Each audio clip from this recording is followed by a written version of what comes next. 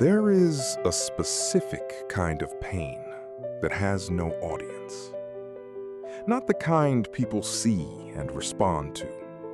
Not the kind that generates sympathy or support, or the comfort of being witnessed by someone who understands the weight. The private kind. The kind that lives in rooms nobody else enters. In seasons nobody else understands. In the gap between who you were and who you were becoming. While the world around you kept moving as though nothing significant was happening inside you.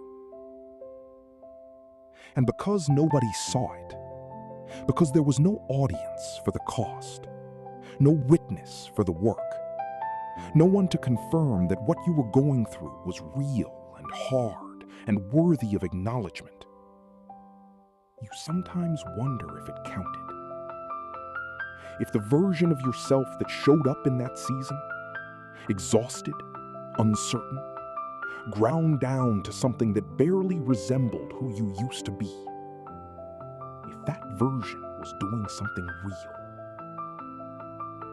if the progress made in the dark is the same as progress made in the light, if survival, quiet, unannounced, unglamorous survival, is something worth claiming. I need you to hear this before we go any further. It counted. And foundations are always laid underground, always invisible while they're being constructed, always mistaken for nothing happening by everyone watching from the surface.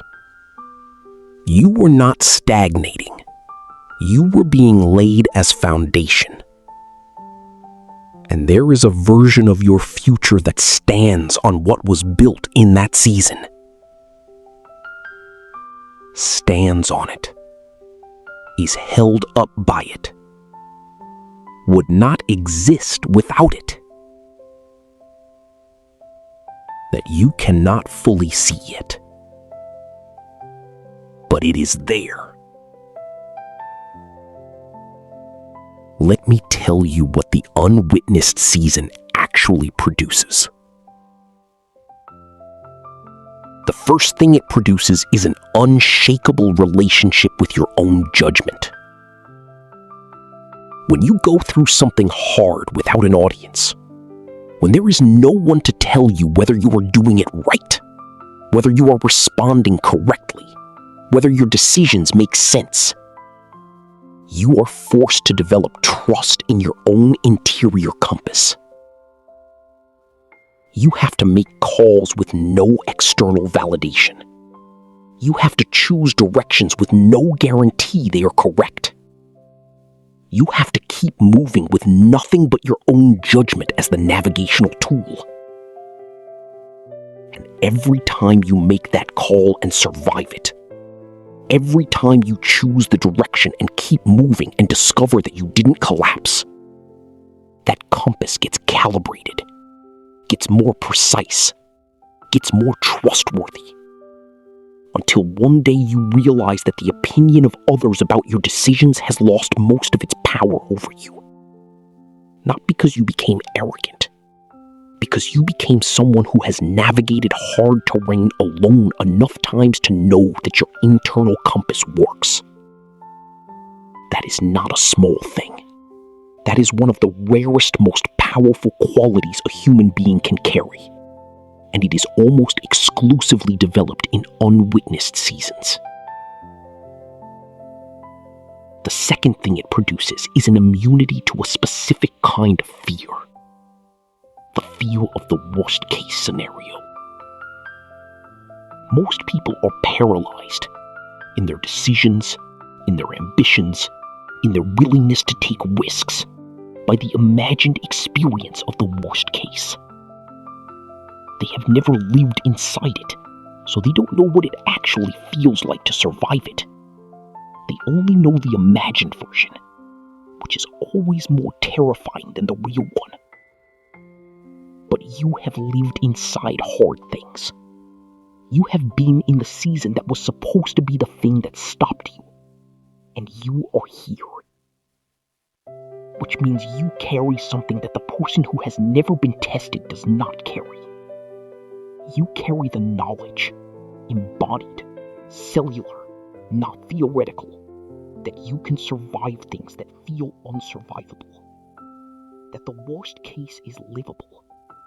That the floor holds even when everything above it collapses. That is not a lesson you can learn from a book. That is not a mindset you can adopt by deciding to. That is something that gets installed in you by living through it. And once it is installed, it changes every calculation you make for the rest of your life. Because the thing that stops most people from going after what they actually want, at the fundamental level underneath all the practical excuses, is the fear of losing what they currently have. And you have already lost things, and you are still here, which means that fear, the central fear, the one that operates the whole system of limitation, has already lost that most of its power over you, whether you have claimed that or not yet. The third thing the unwitnessed season produces is a clarity about people that cannot be manufactured any other way.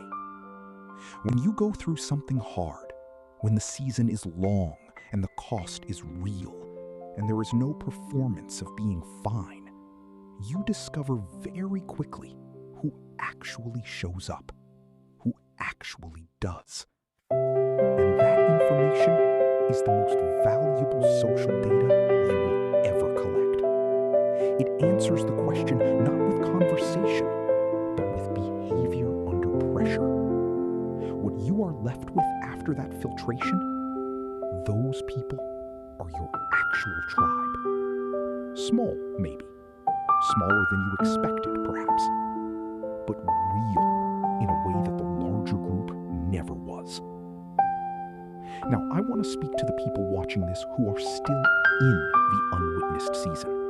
Not on the other side of it yet, still inside it. What you are doing right now, continuing in the absence of evidence, building without confirmation, surviving without applause, is the hardest version of the work. One day, you will stand somewhere you could not have reached without this season, and you will understand that the cost was not disproportionate to what it purchased. The rare thing, the genuinely rare and genuinely powerful thing, is the person who keeps going in the silence, who builds in the dark, who continues without confirmation. That person has already decided they are worth showing up for. And everything that comes after that decision is built on ground that will not move. Nobody saw what that season cost you. That was never the point. The point was what it built. And what it built is you. Exactly this version. Exactly this strong. Exactly this clear.